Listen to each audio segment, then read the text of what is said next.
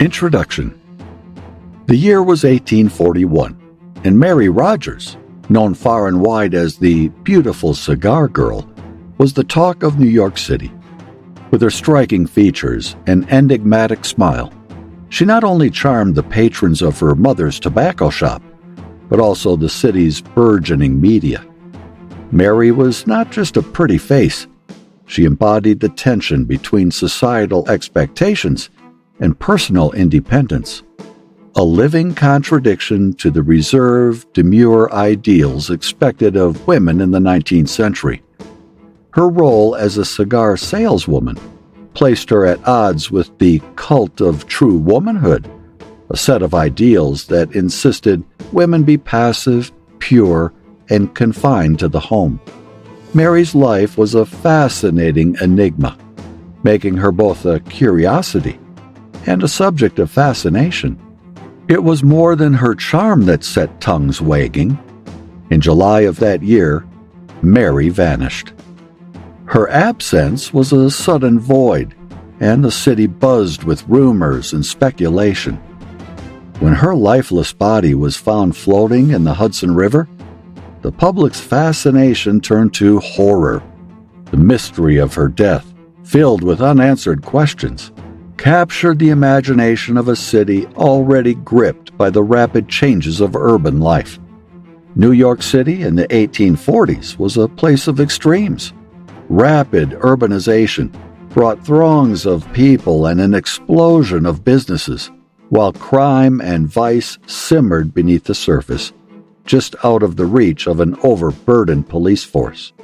Mary Rogers' murder was a watershed moment for the newspapers, who saw in her story the perfect scandal to feed an eager public. Here was a beautiful young woman who defied societal norms and met a tragic, mysterious end. The press, capitalizing on the public's fascination, spun tales and theories that often overshadowed the facts. Sensational journalism was on the rise, and Mary's case played a pivotal role in shaping the emerging media landscape, where scandal and intrigue were used to sell papers, blurring the line between news and fiction. The power of storytelling in the media turned her case into a public spectacle, illustrating the fragile balance between public morality and media exploitation. Yet the significance of Mary Rogers' case extends beyond the lurid headlines. It represents a turning point in American history where the intersection of media, gender roles, and forensic science became painfully clear.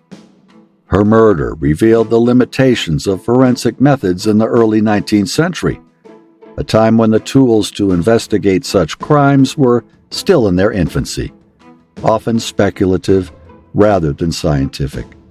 The case highlighted the gap between public expectation and the capabilities of the law, forcing the nascent criminal justice system to confront its inadequacies. In The Silent Witness, The Unsolved Murder of Mary Rogers, we embark on a comprehensive exploration of the life and death of Mary Rogers. We will dissect the sensational journalism that both fueled and hindered the investigation, the gender dynamics that played a critical role in how Mary was perceived and treated, and the early forensic practices that struggled to make sense of her death. This book is not just a retelling of a historical event, but a meticulous investigation into the broader societal implications of Mary Rogers' case. As part of the Shadows of the Past series, this book follows a unique narrative approach that combines scholarly research with engaging storytelling. Whether you're a true crime fan or a history enthusiast, The Silent Witness will draw you into the bustling streets of 19th century New York, a city where societal pressures, gender dynamics, and burgeoning forensic practices collided in the most tragic of ways.